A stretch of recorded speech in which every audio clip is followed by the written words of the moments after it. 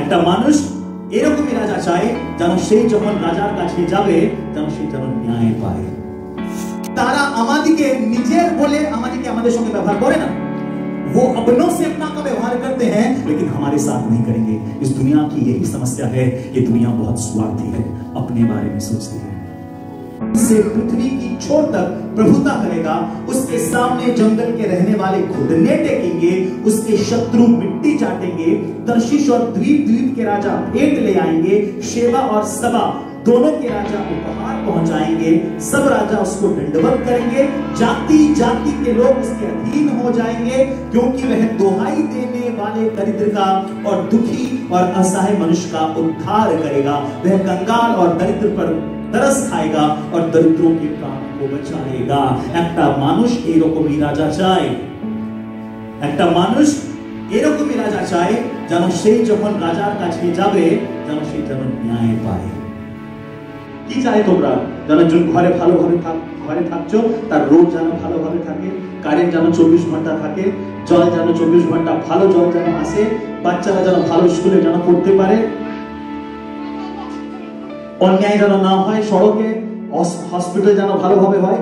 এটা তো আমরা গভর্নমেন্ট কাছে চাই। আর কি চাই আমরা গভর্নমেন্টের কাছে? আজকে যে হাহাকার মেচে আছে আমাদের ইন্ডিয়াতে অথবা পুরো দুনিয়াতে, কিসের জন্য?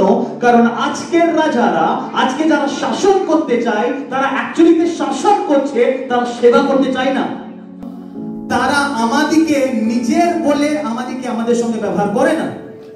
वो अपनों से अपना का व्यवहार करते हैं लेकिन हमारे साथ नहीं करेंगे। इस दुनिया की यही समस्या है, ये दुनिया बहुत स्वार्थी है, अपने बारे में सोचती है। আর আমরা কোথা না কোথা করেছি এটা, কিন্তু সমস্যা কি? সমস্যা এটা হচ্ছে যখন এটা অনেক বেশি হয়ে যায় তখন প্রজার সঙ্গে অন্যায় হয়। একটা গরিব মানুষকে হসপিটালে ভালো চিকিৎসা পাওয়ার তার অধিকার, কিন্তু লাইনে দাঁড়িয়ে আছে। ভালো রোড পাওয়ার আমাদের অধিকার। আমি পুরো দুনিয়ার কথা বলছি, কারণ তখন থেকে এখন পর্যন্ত রাজারা কি করেছে? লোকদের উপরে শাসনই করেছে।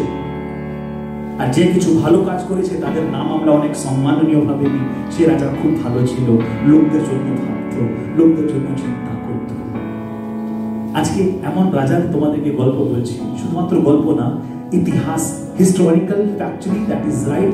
এমন রাজার কথা বলছি যে নিজের লোকদের জন্য নিজের প্রাণ দিয়েছে, নিজের লোকদের জন্য, নিজের দরিদ্র লোক। বাইবেলে লেখা আছে সে জগতের ধনবানকে বেছে নেয়নি, অনেক বলবানকে বেছে নেয়নি, অনেক বুদ্ধিমানকে সে নেয়নি।